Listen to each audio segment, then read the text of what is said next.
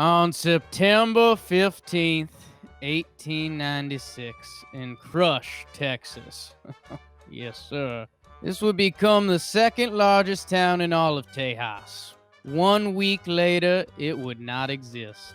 The man responsible was William Crush, a Texas railway agent who took advantage of the lack of entertainment in Texas and came up with a new marketing scheme that would bring tens of thousands of Americans to rural Texas. It was to be a spectacular 19th century publicity stunt with a carefree carnival atmosphere.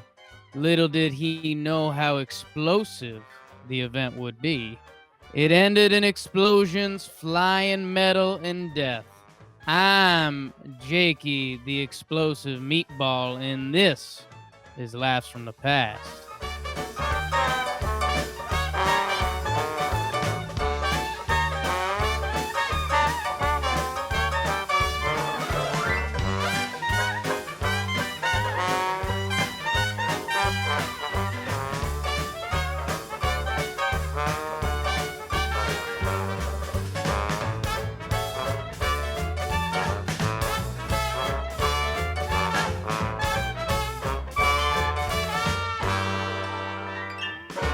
Welcome to Laughs from the Past, Season 8, Episode 4. We actually have the full-length episode numerical list now, Jake. We changed it, and I want to start saying that this is episode number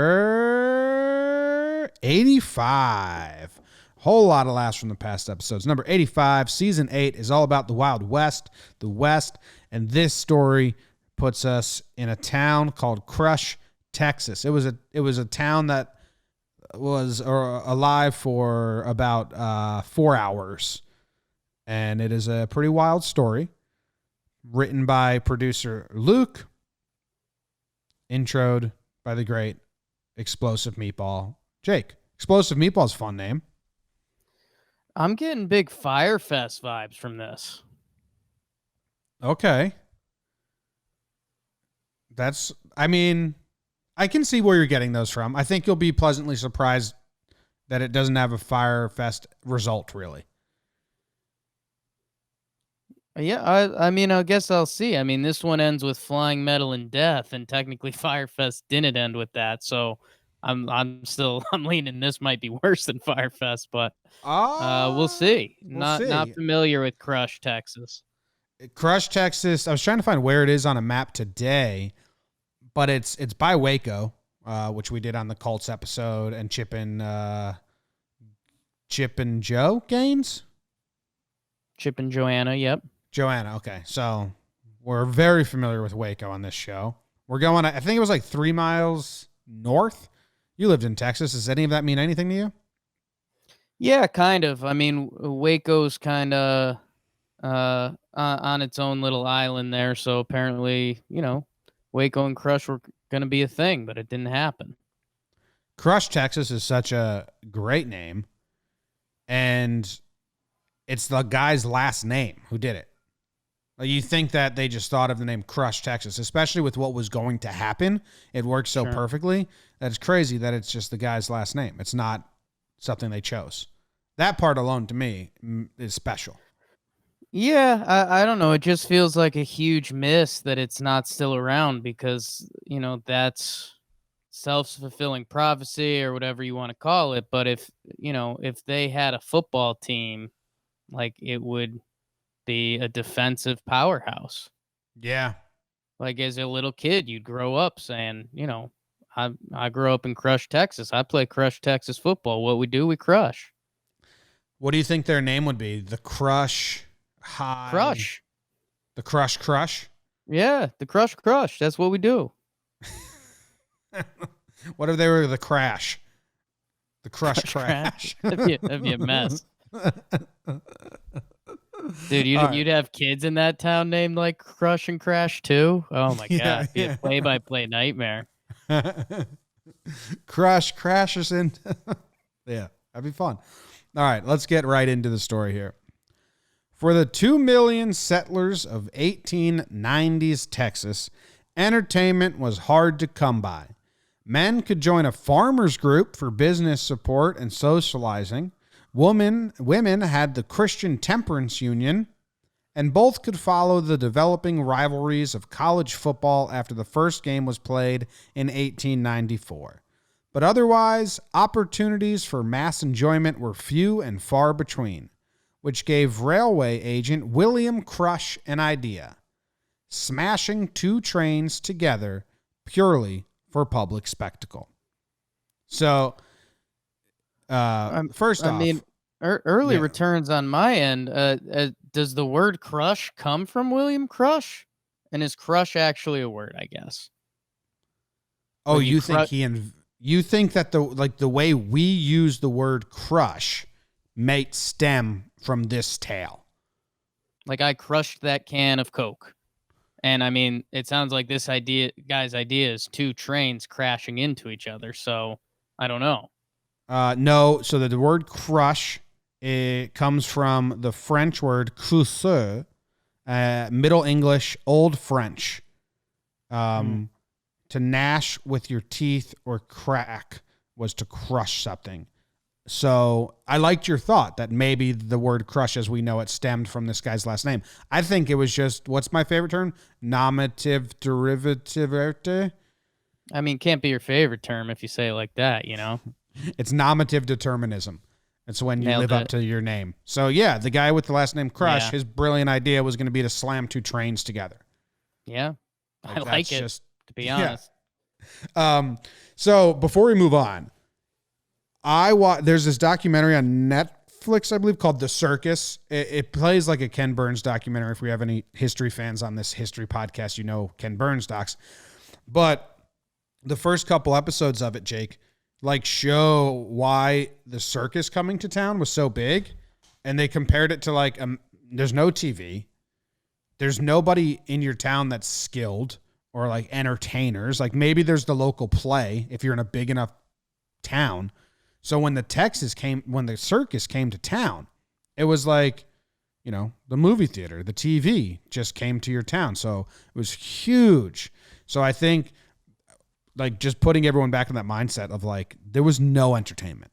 Throw rocks in the river, play a game with your buddies, but no outside entertainment at all.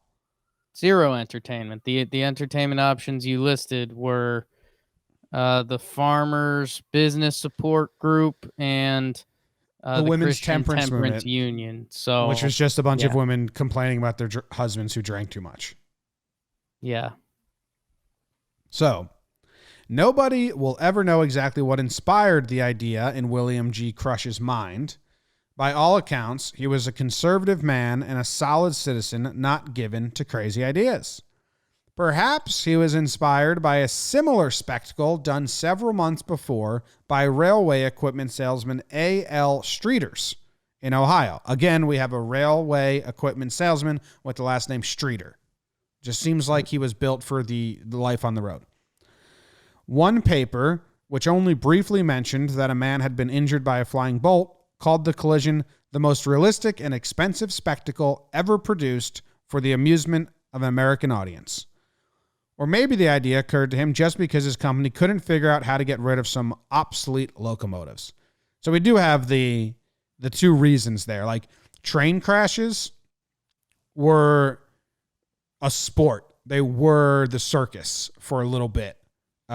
This is on the early end of them, and this is the most famous instance. But like you said, there's a guy that did this earlier, and then this was like the thing they did.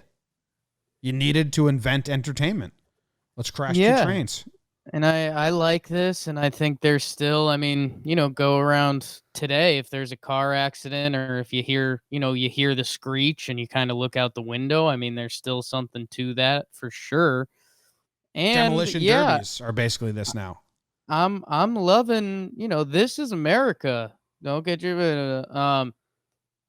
like, yeah, crash two trains together. People will like this. This is the real American dream. It's great. I mean, you love a good marketing campaign, everything about this. I thought you were going to enjoy because it's just a good idea. I mean, you've got obsolete locomotives, like we're saying, and you got to do something with them. Um, oh yeah, crash them. Yeah. Well, Crush worked as a passenger agent for the Missouri, Kansas, and Texas Railroad, commonly referred to as the Katy Line. Kansas, Texas, KT, Katy Line. In the 1890s, the Katy started to replace their 30-ton steam engines with larger, more advanced 60-ton units. This left almost 50 locomotives for which the railroad had no use. Some were sold to logging camps, others found their way to gravel companies. Still, there were plenty left. So there was just a lot of things available. They were like, we got to get rid of these somehow. Why don't we entertain people?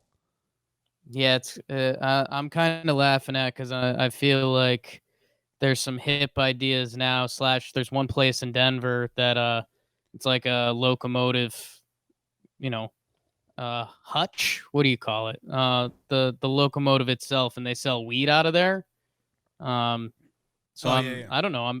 I'm picturing back in the day, it would have been cool if they cleared one of those out and made like a diner or something. I don't know, but Oh, yeah. I mean, uh, even just kept them for keeping sake. yeah, but I guess you know, when you're in the moment, you don't think about keeping it for keeping sake. You know, like if you And have they a had a ton. if you have a Honda Civic today, at 100 years from now, that'll be a ancient piece of something, but Yeah. don't care. Little different because these are like the first trains, not just the Honda Civic. But I think they had Sure. so many that they probably did donate a lot to museums and keep a ton and make things out of them. But they also were like, well, why don't we just blow them up? Yeah. But seeing things get crushed is awesome. Like that's why that YouTube channel with the what was that thing called, the compressor? The slow motion compressor or whatever. Yeah, producer Luke is mouthing it because we don't have his mic on, but it's Astro something. I don't know. Whatever. Oh, now he's holding up a piece of paper. Hydraulic press. Yes, that YouTube channel was awesome. My dad used to take us to the dump. My dad loves going to the dump. And when you throw stuff into the back of the big garbage truck, and then the whole thing just gets squeezed like an accordion, you put like a bed frame back there or a big old TV, and it just gets absolutely squeezed and crushed. That's entertainment. You don't even have to pay to go to the dump. I think you have to pay sometimes to get rid of stuff. Jake's taking a quick phone call. Luke, do you want to jump in? Anything you're excited to hear while Jake wraps up this phone call?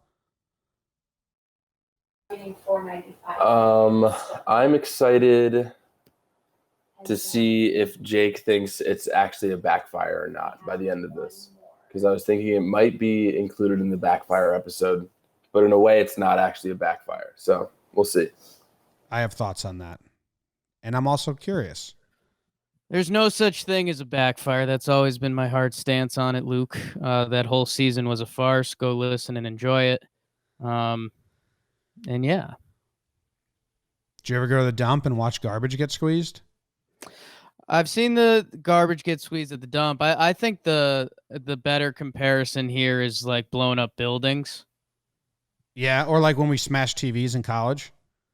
Yeah, a little bit. Yeah. Let's see. Crush's proposal was to take two of the obsolete locomotives and put them on a track facing each other a couple miles apart. The crews would then fire the engine up, get them moving, and jump off. The trains would race towards each other, picking up speed until they met in a fiery and spectacular crash. A gladiatorial battle. Two 30-ton locomotives would run into each other and crush a pop-up town erected for the occasion and named after the architect himself. I do wonder if the word crush, like all these trains are going to crush each other, if that was in vogue, if people were using that and they were like, well, let's just name it after the guy who, because his name fits so well, let's just do that. If this guy's name was William H. Brown, I don't think the place is called Brown, Texas. I think it's called like Crash, Texas. I mean, I'm still very much on the like crush could have been a word, but I feel like this guy normalized it. Maybe. Yeah. I think you may be right. But according to the etymology, it was a word. But who knows how much it was actually used? Right. There's a lot of words that aren't used right now. Okay. Where was I? While the Katy brought in 1.2 million in passenger sales and 3 million in freight earnings in 1895, it still had some reason to be worried about its future. The economic depression of 1893 saw a quarter of the country's railroad companies file for bankruptcy. Well, I think it was the golden age of railroad companies. You know, like 10 years ago or 5 years ago, all the breweries, just so many local and like niche breweries opened up. And I'm sure a lot of them failed. I think it was the same thing. Like railroads just became popular. So I'm sure so many businessmen were like, we got to get in on this. So maybe the Katy's trying to not be another victim. In Crush's vision, the stunt would promote the Katy and raise the visibility of his company. The marketing's genius. It's all there. I mean, it's set up to go. I don't know. Unlike yourself, I don't have a lot of input onto the train business at that time, but I'm excited to see where it goes. The railroad would charge nothing to view the man-made disaster, but would profit from the tickets sold for special exertion trains running to the site. I love that. So their marketing was genius because they had people on trains already, right? And they would take their train from station to station all over the area and put up flyers and stuff. I think I found a picture of one of the flyers. And basically said like, hey, you don't have to pay to view it. You just got to pay to get on the train to go there because they owned the trains. So it was a $2 ticket from anywhere to go to the new town of Crush, Texas. I mean, it's 101. Marketing 101. It's real. And then they set up like, I can't find here it is.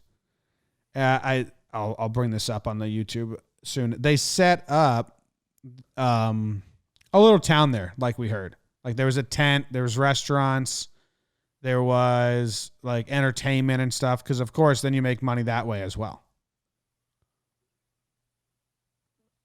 Here's the little flyer.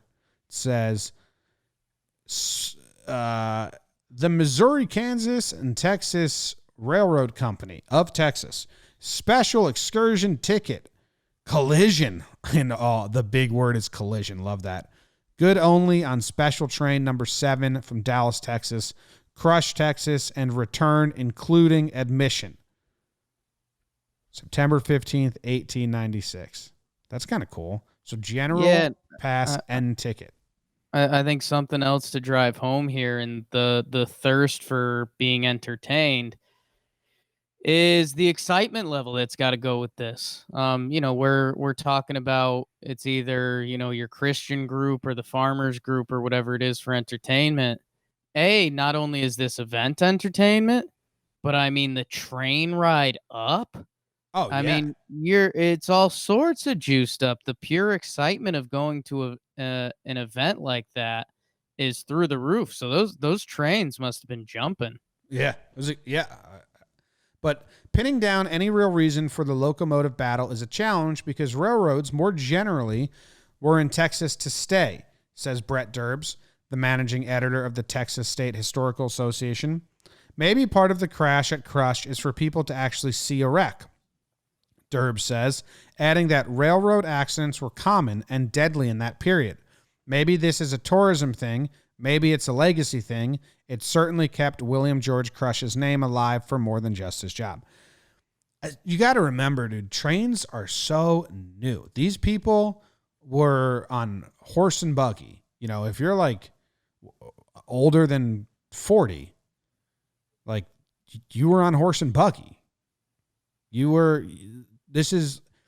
A train still is wildly new technology at this time.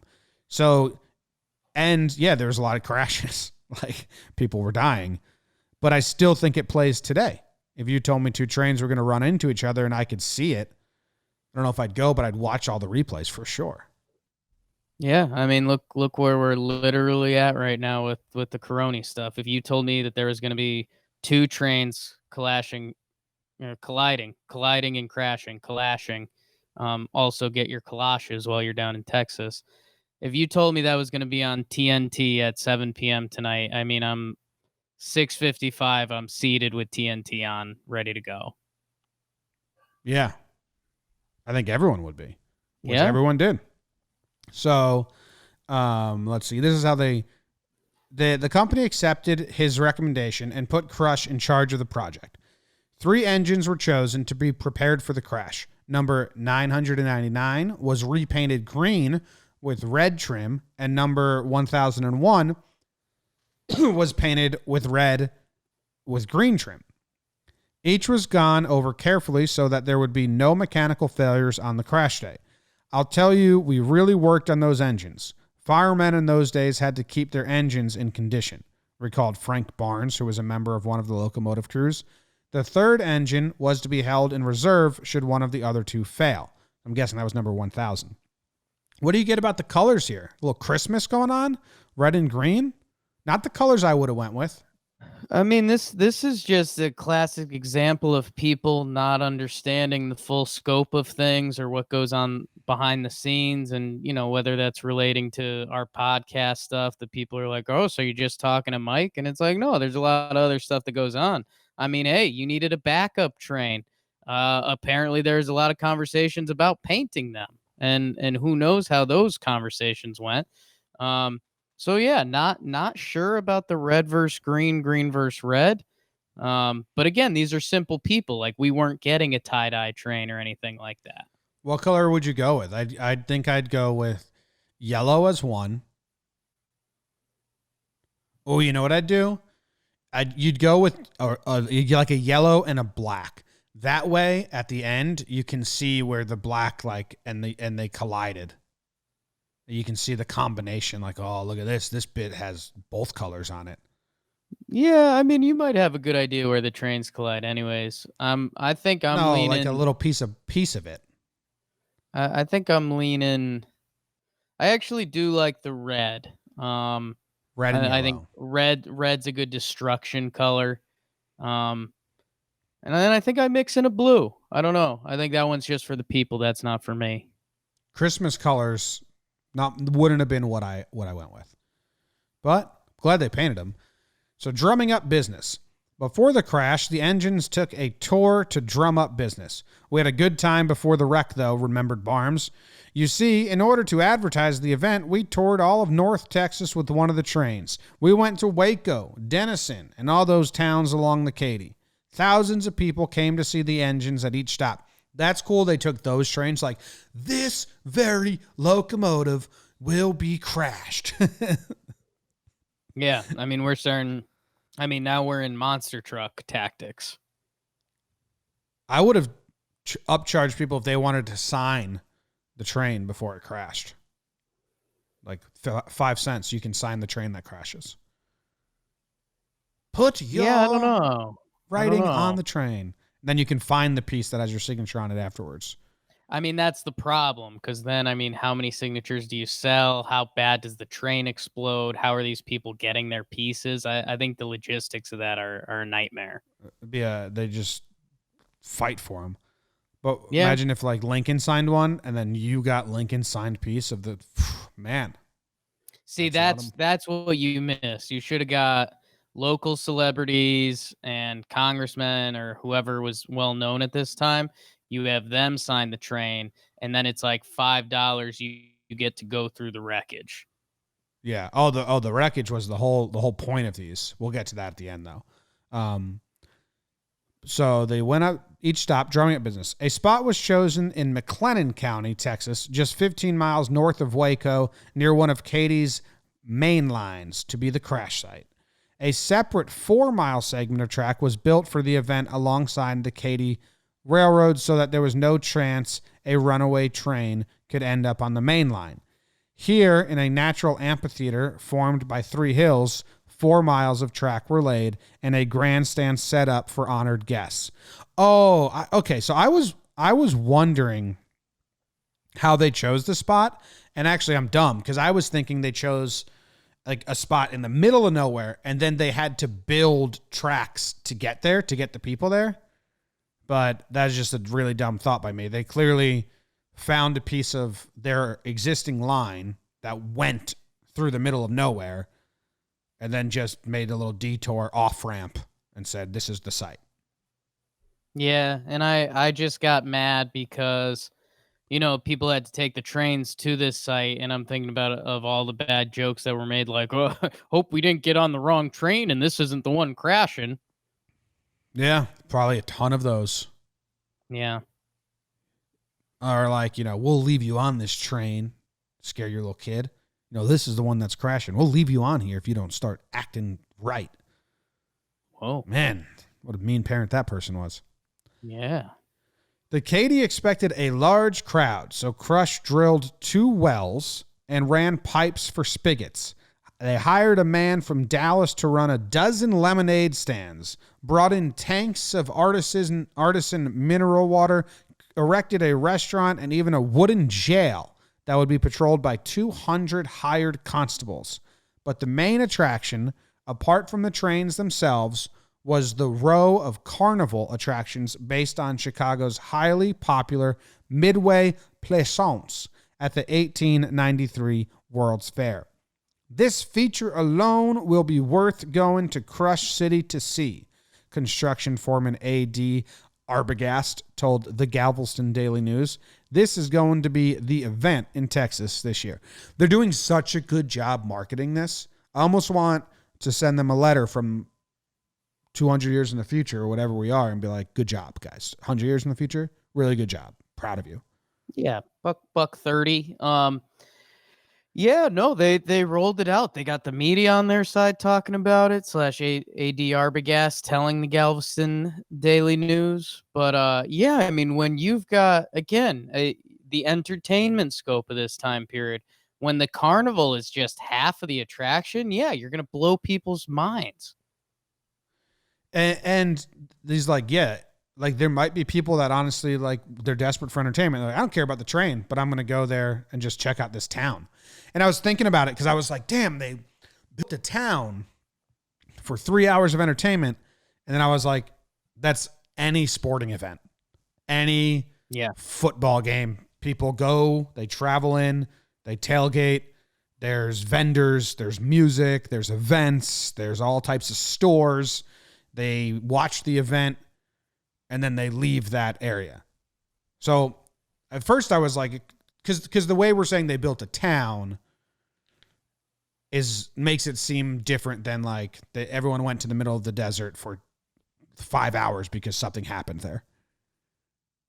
Yeah, I mean, I think this is a little more because I mean, what you're picturing nowadays, you pop up a couple tents, you bring in the local brewery, whatever. I mean, this is one of the earliest examples of this probably ever. Yeah, they brought in a lemonade guy from Dallas. Running 12 stands. It's great. I mean, it's a lot of lemonade. You think it was good? I mean, when you bring in the Dallas lemonade guy, it's not bad. It's probably bad. It's probably awful. Or it's delicious. You always wonder if you go back in time, what food was better because it wasn't all chemicaled and fucked up, and what was, you're of the that everything was bad. I think steak in the 50s was probably much better than it is now. I see what you're saying, and your local restaurant. I see that theory, but I don't know. The local restaurant, I think you're playing a game of chicken right now. I think local restaurant in the 40s or something, that would be going to the, I don't know, the Mexican place that's unlabeled, and you're like, well, this could either be delicious or I could be shitting my pants for the next 48 hours. Yeah. Well, I'm thinking of 40s, 50s, way pretty advanced civilization, and just you got your meat from the local butcher shop. It was pretty fresh daily meat. There wasn't a lot of frozen and preservatives in this stuff. Yeah. Yeah. I mean, there's a chance of that. There's also a chance that, the butchers had to sell their meat no matter what. And sometimes they sold some funky stuff too. I think there was less rules. So. Yeah. what's that dude's name who wrote The Jungle? Sinclair. He probably is a pretty good I was gonna example. say Sinclair when I read The Jungle. Yeah. He outed the industry for being disgusting. So other Texas papers seemed to agree that Crush's dream caught the gay 90s fancy. Wow, so the 1890s were called the gay 90s? What Gay can I say that? 90s. Gay 90s don't get a lot of play, huh? Yeah, no one knows about that. It spread until people talked of little else.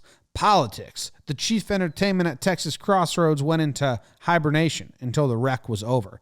Even politicians decided to take advantage of the crowd by giving speeches. Oh, God damn it. Jeez, they got to ruin everything.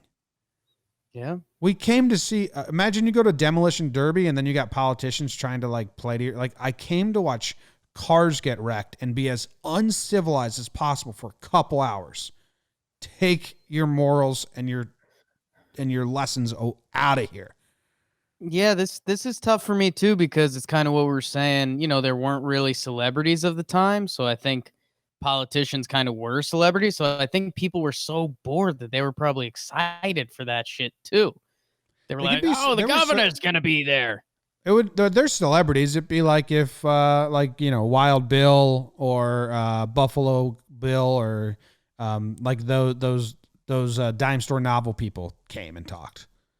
Annie Oakley, shit like that, or like the president, but like a local politician. I bet people hated them just as much back then as they do now, or didn't want to hear. I don't from know. them. I just think like even the guys you're saying were bandits, so it's not like you can just have them show up to events. Like I No, think they weren't. politicians They were weren't. big. They weren't. No, I didn't name bandits. I named the good people, lawful people. Yeah, I mean that's three people, those three celebrities. I think politicians were still up there. They had a lot of celebrities back then. It was just different. It was dancers and stuff. They would get, especially in the West, because they had traveling shows that went town to town. But politicians ruined everything, in my opinion. The mayor's here. Yeah, I wonder. I'm sure there were some that were well liked, but I think the ones that used this opportunity to talk weren't. But the organizers expected 20,000 people and built a special railway station at the site for the arriving passengers. A sign there proclaimed the station as Crush, Texas. On September 15th, the day of the event, spectators poured into the temporary town of Crush, paying $2 to travel there by train from anywhere in Texas. By 10 a.m., a crowd of 10,000 had already amassed, and trains of people kept pulling up every 5 minutes. The special trains taking people to the event were so full that some brave souls rolled on the roofs of the cars.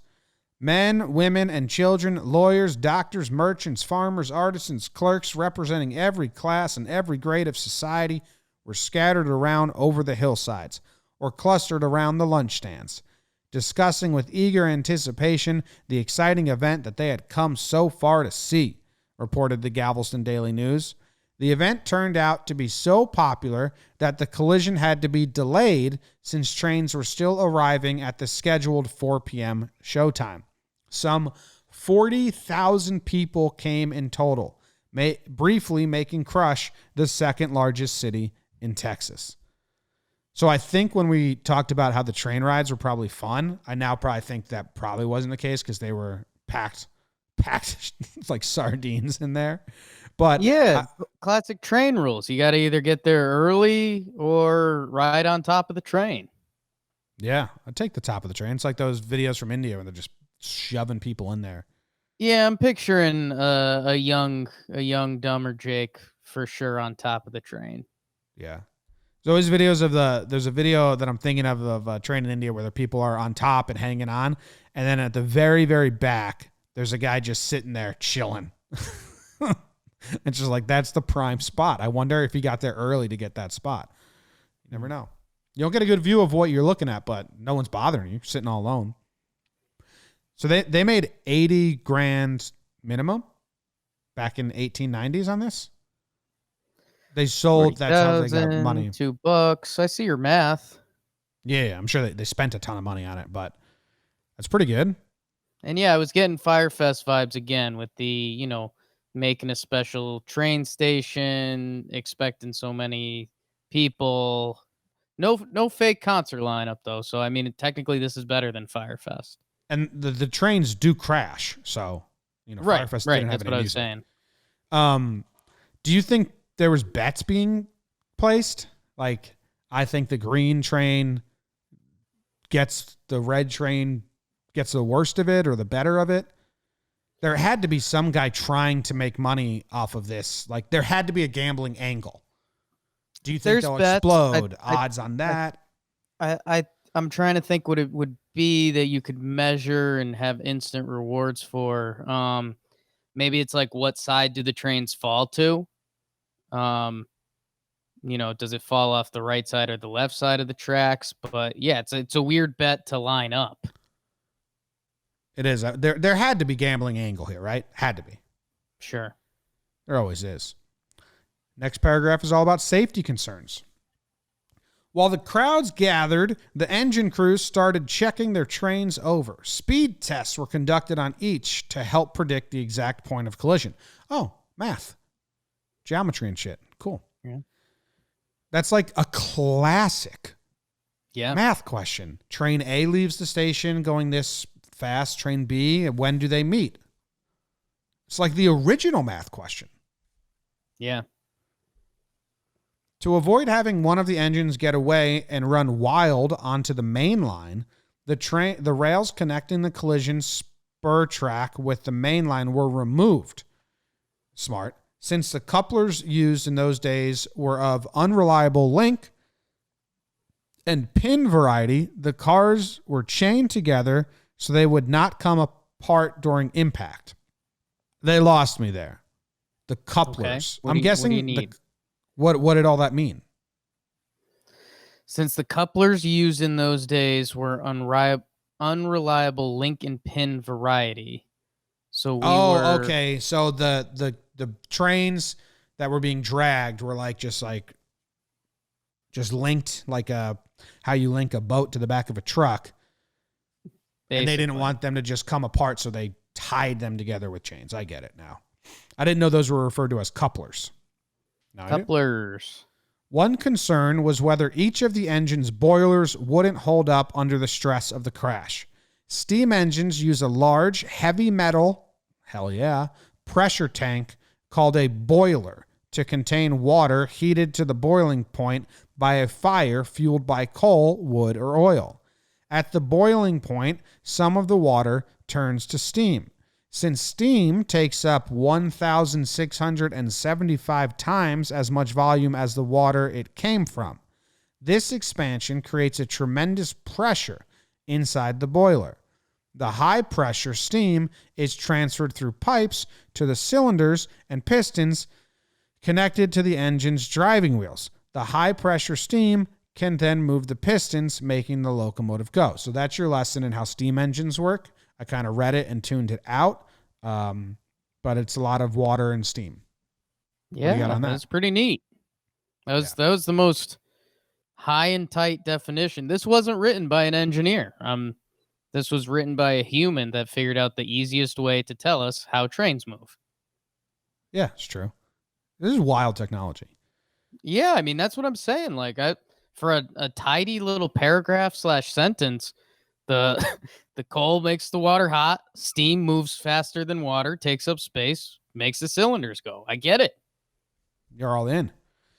Should a boiler rupture under pressure, the result would be almost exactly like a large bomb being set off.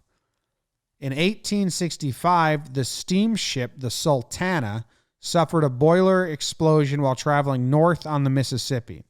The ship was packed with an unknown number of Union soldiers returning from the war. An estimated 1,700 people died, either directly from the explosion or from drowning as the ship sank.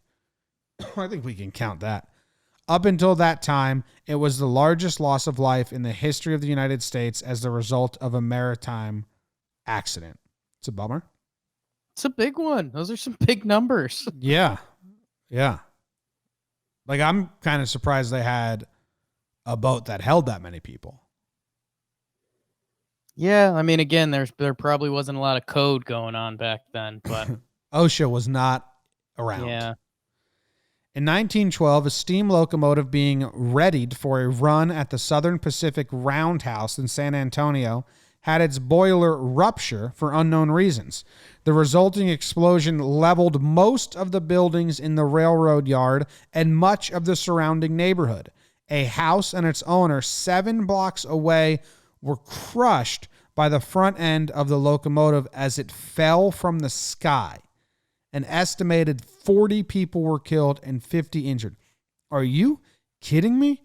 Just chilling in your house and a train comes through the roof? Yeah.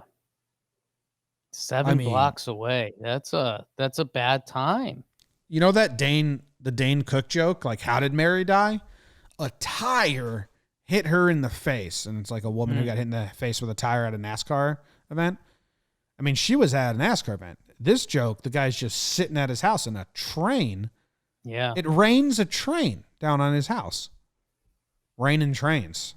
Never been ideal. Raining trains. I think they could have wrote a good song about that if they wanted to.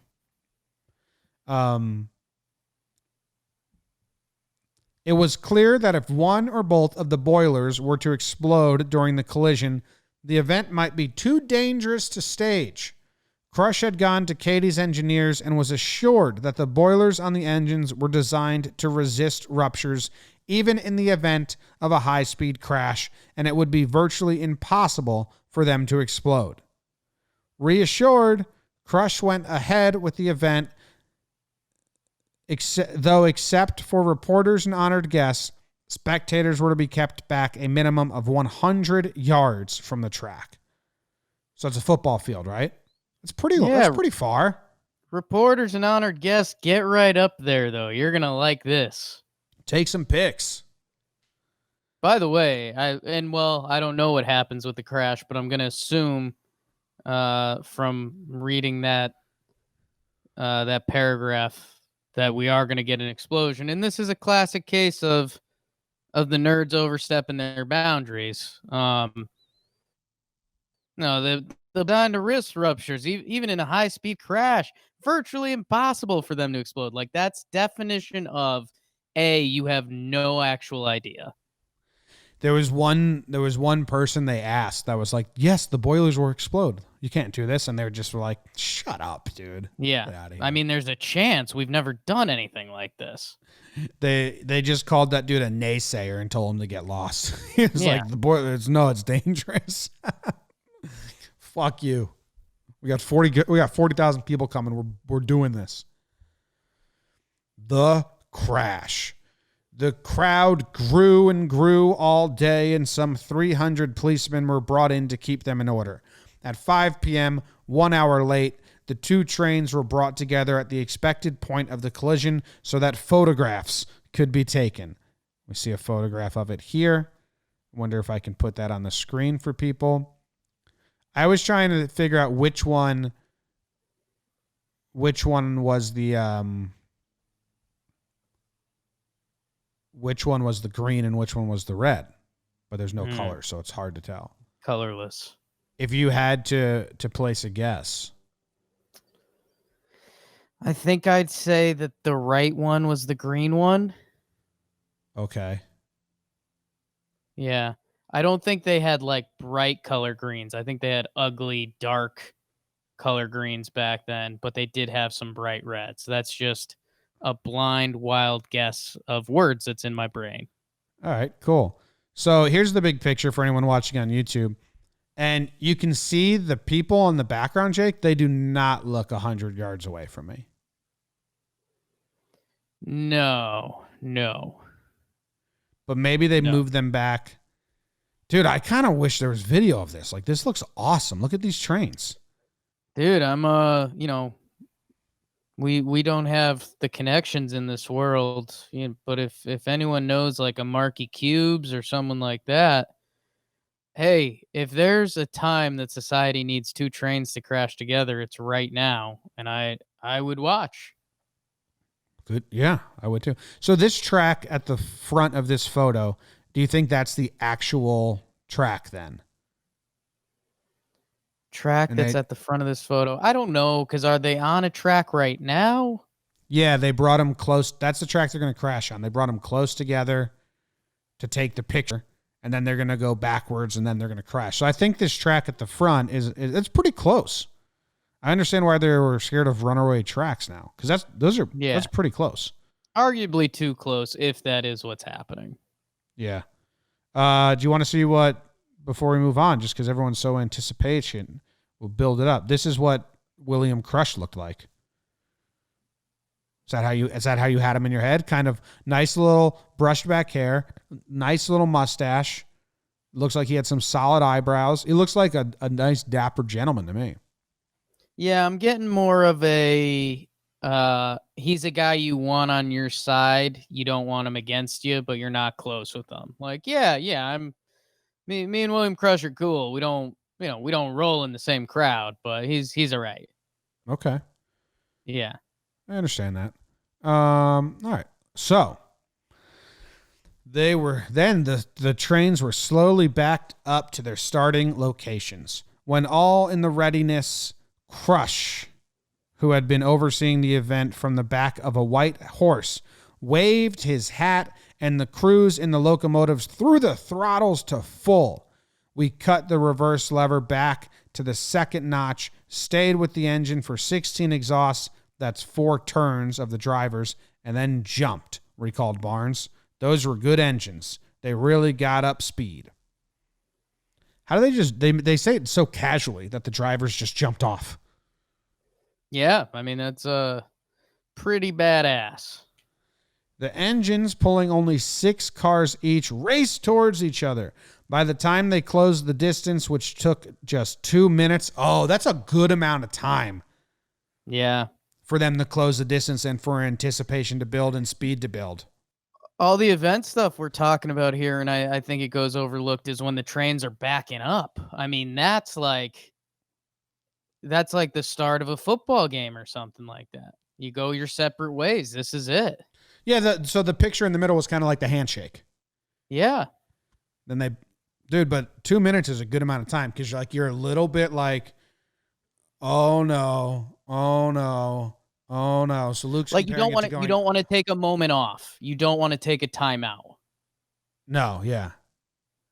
Like if it's 5 minutes, you're like, okay, I'm gonna stretch and get loose a little bit. 2 minutes, you're like, I got nothing better to do. Locked in. Yeah. Imagine the person that looked down, whatever. All right. The engines pulled only 6 cars each. By the time they closed the distance, which took just 2 minutes, they were going at an estimated 45 miles per hour.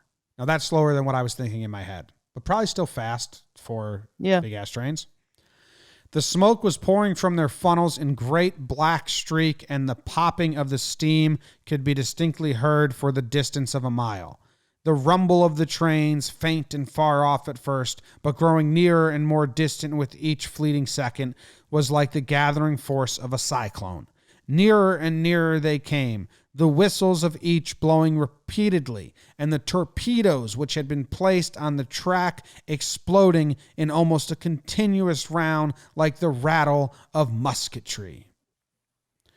So that was a Dallas Morning News reporter who got really into it. That's writing, folks. The trains hit very near the expected spot. Their collision was every bit as astonishing as predicted, but it quickly turned violent as the boilers on both locomotives exploded like twin bombs. According to one reporter attending the event, there was just a swift instance of silence, and then, as if controlled by a single impulse, both boilers exploded simultaneously, and the air was filled with flying missiles of iron and steel, varying in size from a postage stamp to half of a driving wheel, falling indiscriminately on the just and unjust, the rich and the poor, the great and the small. So some heavy writing there. All right, so now I'm kind of off my Fire Fest because we've got an incredible event. Yeah, it's awesome. I'm now into a Tarantino movie. Okay. Because I think, you build up this whole movie, And I think the way, so, me and Tarantino were on a similar wavelength, obviously. One of the most creative guys ever and a human dog. But I'm seeing this as Quentin Tarantino does a full movie and it's just like a Western. He's in like a town and, they're doing different classes at the time and they're building characters up in the story. And they're like, basically, this event is mentioned in the background. And then they all end up at this event. And then the final scene is just one of these, like, they're playing beautiful music. Yeah. Everyone is just getting slaughtered with like fiery pieces of metal, and it's rich people and poor people, like it's saying, and like that's the end of the movie, and you're just like, whoa, what was that? A beautiful orchestra playing as like the debris is crushing people in slow-mo and stuff is really good. Yeah. Thank you. That's great. The flying metal had a deadly effect. People ran in terror. 2 young men and a woman were killed. 6 other people were seriously injured. Oh, I had read that only 2 people died total, but Luke has 3 people dying here. 6 other people were seriously injured. The Waco photographer hired to take official photos of the crash, a man named J.C. Dean, lost an eye to a steel bolt. One Confederate veteran said the smoke, explosives, and people falling all around him was more frightening than Pickett's last charge at Gettysburg. I mean, that's just a flex by that guy. Yeah. That's him just reminding everyone, like, oh, by the way, I was at Pickett's last charge of Gettysburg. The trains themselves were completely destroyed, except for their last cars, which remained virtually untouched. It's a good science experiment. The 6th car didn't get harmed. After the crowd recovered from the blast, it swarmed over the wreckage to find souvenirs. Yet there was nothing about the cars big enough to save except pieces of wood. Nobody knows why the boilers exploded. Afterward, railroad officials speculated that each train traveling 45 miles per hour and hitting head-on was the same effect as if a single train traveling 90 miles per hour had hit a solid wall. That doesn't seem like that seems like something I would say, not an actual math equation. Jimmy, this is exhibit F on my theory of showing how much dumber people were. Like the fact that it was like after the fact they realized that the trains hitting each other was more significant than the 45 miles per hour. It's like, oh, we were big dumb. Not that one guy who said, like, of course the boiler's gonna blow. Yeah, that's yeah. We still don't know why the boilers exploded. Yeah. They suggested this was a much greater impact than they had expected, causing the explosion. Physics show that this was a faulty reasoning, however. Yeah. The real effect was no more than a single train hitting a wall at 45 miles per hour, perhaps even less. In any case, the stunt, expected to generate goodwill for the railroad, backfired. William Crush was fired that very evening, proving that, at least in the 19th century, there's no such thing as bad publicity. He was rehired the next day and worked for the company until he retired. So that's the best part about this. So because 2 people died or 3 people died, they were like, oh shit, everyone's like, this was bad. This was bad. And then, without even 12 hours going by, they realized that no one gave a fuck that 2 people died. Yeah. They were like, there was 40,000 of us and 39,000 plus had a blast. Yeah.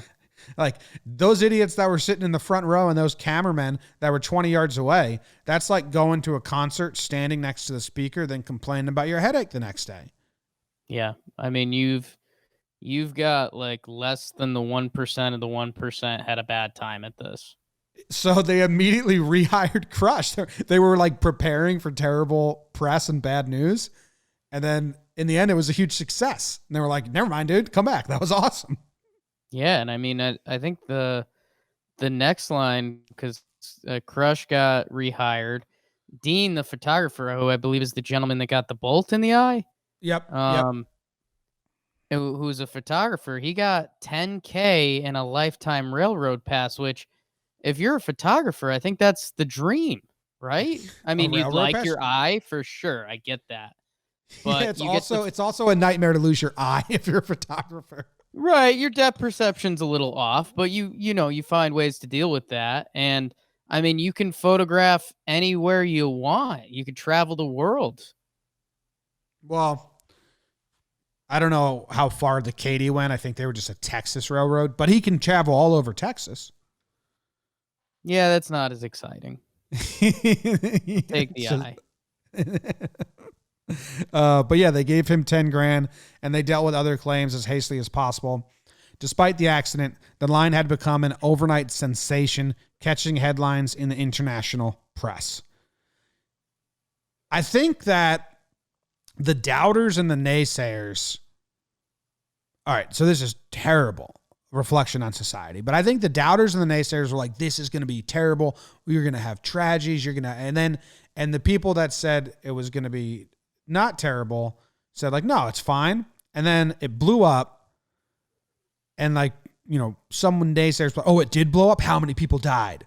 Tell me how many people died. I knew I was right. And then they hit him with the 2 and 6 injuries. And they were like, oh, well, that's not that bad. Yeah. so it sucks that, 2 people didn't do any damage and reputation wise. But I think everyone was like, oh, so that must have been very exciting then. And very little deaths. Damn. Yeah, I don't know, I'm a little taken aback that we're in this time of quarantine and kind of figuring out some new forms of entertainment. Like I'm thinking about getting on Cameo and like messaging the most important person I can find and be like, "Yo, explode some trains on TV and you'll get all the eyeballs on you." Like international. This story was international. Yeah, it's huge. If you're in France right now and you hear the Americans are blowing up 2 trains on TV, you're gonna watch. You're gonna tune in, unless it's that fuck Nick Walenda. If he's involved, I'm out. Your guy, Whenever I think of big TV specials like that, I think of him. So, right? yeah. Even considering the disastrous results of the crash at Crush, other railroads continued to stage locomotive collisions in the years to come. While Crush was perhaps the most well-known train wrecker, one man turned it into a career. Joe Connolly staged more than 70 wrecks and destroyed at least 146 locomotives between 1896 and 1932. He even earned the nickname Head-On Joe. It's a great nickname. Fortunately, no more boiler explosions followed these dangerous stunts. So this became an American tradition. It was like, hey, the baseball game is coming to town, the circus is coming to town, the train wreck's coming to town. What a month we got today. God. Why'd the boiler stop blowing up? No more boiler explosions followed these dangerous stunts. Yeah, I don't know. I don't know why the boiler blew up in just Crush, Texas. That's why it's the most famous one. Yeah. Maybe, whoa. Okay. Oh shit. I have a big conspiracy. Shit. I have a big conspiracy thing. So if this is what you're getting into, I'm interested. I think we figured it out, man. Yeah. They blew up the first one on purpose so they could advertise it across the states.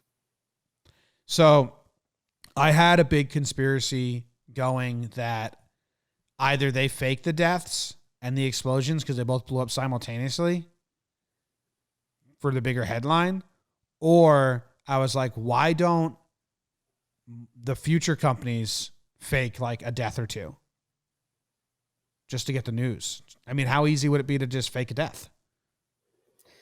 Yeah, I see what you're saying. Yeah, that gets a little tricky because I wonder. I do think you get slightly lesser crowds if death is at chance there. You don't but announce it. I think this first time they either threw a little TNT in there or they did something to get the biggest explosion they could. So then that's how they sold tickets everywhere else. So yeah, maybe they knew they were risking a couple lives, but it was to make this a whole business that lasted like what, 25 years? Yeah, it was like, Because to have the first one be the only one with no explanation, I mean, fishy. doesn't pass the smell test. To me, I think it's just incredible, Derby said. This sort of thing could be staged in modern day and still be as interesting. Yep. That's what we're saying. 2 light rail trains going 100 miles per hour and smash into each other, I think that would still be well attended. The idea of the spectacle of a car crash or train crash raises everyone's ears. It's true.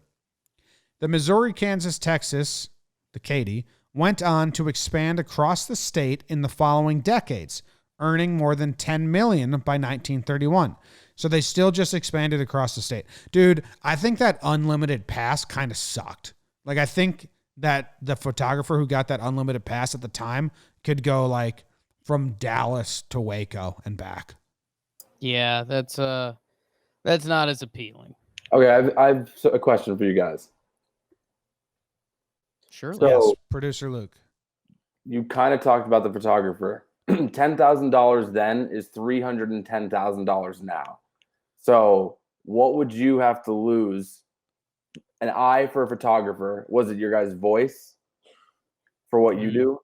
For That's 300? not he didn't get compensated well at all. 310 grand for losing his eye. And free Texas travel. Yeah. Don't forget That dude the had a travel. bad lawyer. He should have got whatever $1 million was in today's money. That's what he should have gotten. A minimum $1 million. He lost his eye. He's a photographer. Yeah, and I mean, I know I feel like those things don't translate properly because I mean that guy could have for 310,000, quote unquote. I think like he could have gotten houses and places to live. So I don't know exactly how it translates. Or he didn't get a good deal. God, I'm trying to think what I'm willing to lose for $1 million. God, I don't know, the current back pain. If I could get a hot fiery bolt into my trapezius muscle right now, I think I'd pay for that. Oh, wow. You pay that much? It's big of me. That is huge. Jake, we have a video here. Okay. Of. Okay, yeah. So, yeah, I put in the video. Guys, too, you kind of said it. It seems like they had to make this train explode or else it wouldn't be talked about because there's tons of these other crashes that didn't explode and they're not talked about. So was that part of the plan the whole time? Because the video that I put in is an example of 2 trains colliding that don't explode. And I'm gonna bring it up so we can all watch it. It's on the big screen. Should I make it small so we can see reactions? I'll make it so we can screen. Wow. Jake is rapping. What song was I singing, Jim? All right. Are you ready to watch this crash? See it. Here you go. So it's only carrying one thing. There's the guy that jumped off. Okay, so you see that, Jake? So that's He not did great. Yeah, it's not as crazy as I thought. He kind of just steps off the ladder and runs. He doesn't fall or anything. And then the black smoke is going and the trains collide and they don't explode. It looks like they had a fire like immediately on it right away. This was in 1913, so we're a decade later. And then here's footage of the wreck. I got to be honest. If I paid $2 and traveled to go see that, now I got to put myself in the time frame of those people. Because in my brain, with modern television and stuff and roller coasters, like that was nothing. I wasn't really interested. And I genuinely think having had a couple auto things happen in my lifetime, I think the biggest, you think seeing it is most important, but I think it's the sound. And we didn't get the sound right there. So I think that's the biggest You're very right. sense that gets tickled. But I do think that they rigged the boilers then. Seems like it. Yeah, it's genius. It's a smart move. I mean, that's the end of the story. I have two things. Yes. 2 notes. Little thing that annoyed me. They said that there was only pieces of small wood that could be found as souvenirs, but there were pieces the size of half a steering wheel being flung at people in the crowd. That's like the best souvenir there is, like the steering wheel that comes off and goes No, they through said somebody. the size of a steering wheel. Yeah, but then they said there's nothing for the fans to grab as souvenirs other than Luke, small pieces of wood. But Let me make a your half point. a Let me steering make your wheel point is a for small you. piece of wood. I mean, our dude got a bolt in his eye. Like, we've got bolts flying, but the only thing out there is pieces of wood. Yeah, you call them BS. Someone has a Ah. good piece of the train in their attic right now and they don't know it. Yeah, they said that a crane came and like took away the trains rather fastly and all like the big pieces right away. And then I think people ran up and that's what was left on the ground. So maybe there was some metal and stuff like that. But I read an article that said they had these big cranes in place that took away the bigger pieces because they cleaned it up pretty fast. All right, other thing, Jimmy, I feel like you'll know a little bit about this. I know the P.T. Wow. Barnum movie just came out recently. How much do you think Crush was like this kind of PR, spectacle, publicity, not really worried about safety, was from that era of like carnivals and just grabbing people's attention to the crazy headlines? Yeah, I mean, spectacle is like the word of that time. Like you just wanted to create something that was interesting. Like we said, these people had no entertainment, zero. So there was a lot of guys out there. Like I'm sure they're like, and we still have demolition derbies. But yeah, P.T. Barnum and the circus, like that was kind of the masters. Like, hey, the circus comes to town. They build a town with their huge tent and then their side tents. People can come to it and watch things that they can't see every day. So I think there was probably like so many pop-up shop versions of the circus that were kind of shitty and not nearly as good as the top. This one was good, but I do think it was like, if you were creative, like now it's like start a podcast. I think then if you had the itch to be creative and entertain people, it was like, what spectacle can we put in front of the masses? So I think it was like, that was Create a show. Yeah. And we were also in the time of trains. Like trains didn't get invented until like 1804. And then they didn't get like all around the country until, later into the 1800s. So it's kind of like mixing the two things together. Yeah, at first I'd read this and the word backfire was in there and I was like, crap, this belonged the other season. But all in all, not a backfire. Yeah. Right? Especially that we're conspiracy theorists saying they did it on their own. I mean, guy ran it as a business for 25 years or whatever. Yeah, I think, and I said it half mockingly, but I think something that, people wonder what American pride or whatever the hell that is, taking leftover trains, slamming them together and making money off of it, like that genuinely is America. Yeah. It's entertainment. Hey, this place is in, Really is. now it's called just West Texas. But that's such a bullshit town name. It's a good name. Because, like, it's just the city of West Texas, but it's like in it's north of Waco. And it's in between Waco and Fort Worth. So it's like, it's south of Hillsboro. You know that place, Jake? Hillsboro? Or Grandview? I'm bringing up Jakey Maps here. It's Looks on. like there's a Holiday Inn and It's on Route 35. it's a nice picture Google Maps gave him. That's nice. Let's see, where are we? There's Waxahachie. So yeah, on the way to Waco. Yeah, I mean you're about an hour out of Dallas from there. That's a popular road to go take down to Austin. Waco, you don't really stop at, but when you're driving, you see the football stadium and it looks pretty cool. About it. I'll say it took me too long. I felt dumb why it was called the Katy. The railroad was the MKT, Missouri, Kansas, Texas. and then MKT, Katie. I thought that was cool. Well, how does the M get in there? That's what I couldn't figure out. Missouri, they got rid of it because they called it the MKT Railroad. MKT. They just went Katie. Yeah. So I knew KT was Katie, but I was like, they just ditched the M. Missouri just got left out. Yeah, I'm looking at a map of how far or like what the railroad consisted of to see what this guy's travel would have been like, and it's really sounds just like he could have went to Kansas. But wait. How the fuck is Kansas in the mix? Yeah, they get most of Oklahoma, tiny bit of Kansas, and then a good amount of Missouri. So I wonder how much like Kansas City was big back then, or St. Louis.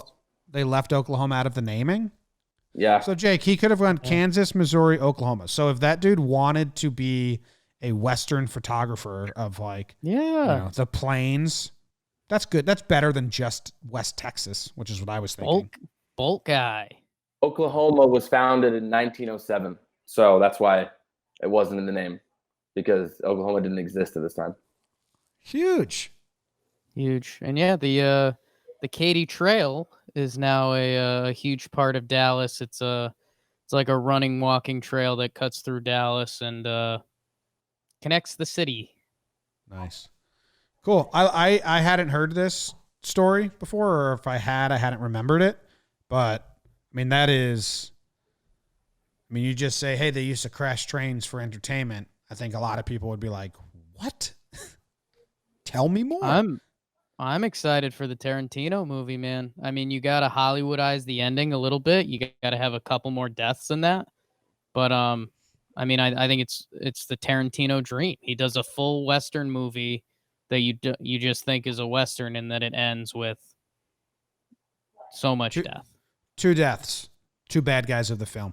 Just make them dickhead reporters that were saying it was like, just you make the 2 guys that die dickheads so the crowd doesn't feel that terrible about it. And you have your movie. I want a lot dead. All right. That was episode 4, season 8, Laughs from the Past, episode number 85. There's an entire back catalog. If you enjoyed it, go check out those. Thank you very much. We'll be back next week for another episode. Goodbye.